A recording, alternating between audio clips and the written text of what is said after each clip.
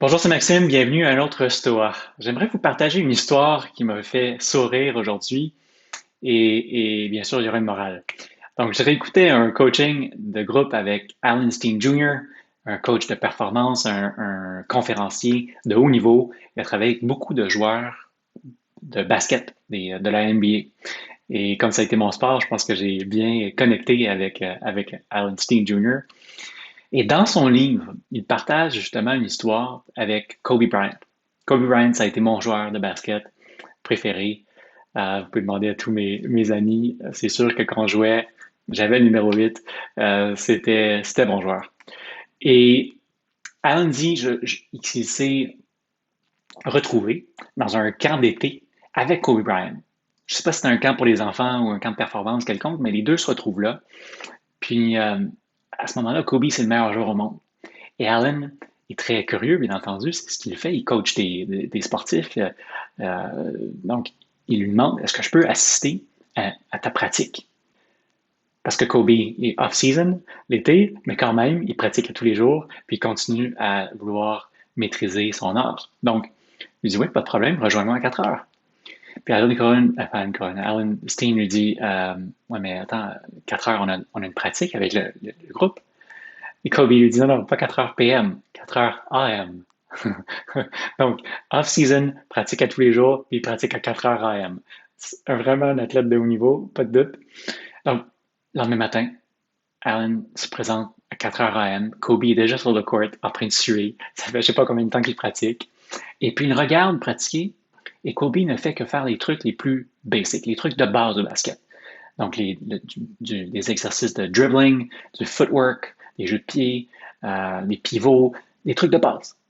Un peu de motion de shooting. Il ne fait faire que des trucs de base. Et après la pratique, les deux se mettent à jaser, à parler, et puis Alan demande à Kobe, t'es le meilleur joueur au monde. Comment, comment ça que tu continues à faire des trucs aussi basiques? Puis Kobe lui répond tout simplement, ben pourquoi tu penses que je suis le meilleur joueur au monde? Et je trouve que c'est merveilleux parce que, justement, la morale de l'histoire, vous voulez exceller dans ce que vous faites, vous voulez avoir du succès, peu importe ce que ça représente pour vous, travail, maison, famille, name it, mais est-ce que vous pratiquez justement les éléments de base? Est-ce qu'au quotidien, vous vous présentez avec toute l'énergie et les efforts qui sont nécessaires pour devenir le meilleur que vous pouvez être dans votre propre sphère, que ce soit la vie en général ou votre boulot ou votre rôle ou peu importe? Est-ce que vous maîtrisez les éléments de base et est-ce que vous les mettez en pratique au quotidien? Donc, je pense que c'est la beauté de tout ce que l'on ne voit pas. Souvent, on a une admiration pour les gens qui ont beaucoup de succès ou les athlètes, mais vous pouvez éplucher les ouvrages à ce niveau-là, que ce soit un Mozart, un Tiger Woods, un Kobe Bryant, ou etc. On les idolise souvent, mais c'est une performance qu'ils donnent au moment où on les regarde. En arrière de ça, il y a tellement d'efforts, il y a tellement de travail, il y a tellement de grit, de persévérance, de passion. C'est beau qu'on commence à étudier et à prendre une autre perspective sur la beauté qu'il y a dans justement ces exploits-là ou le succès qu'on peut constater.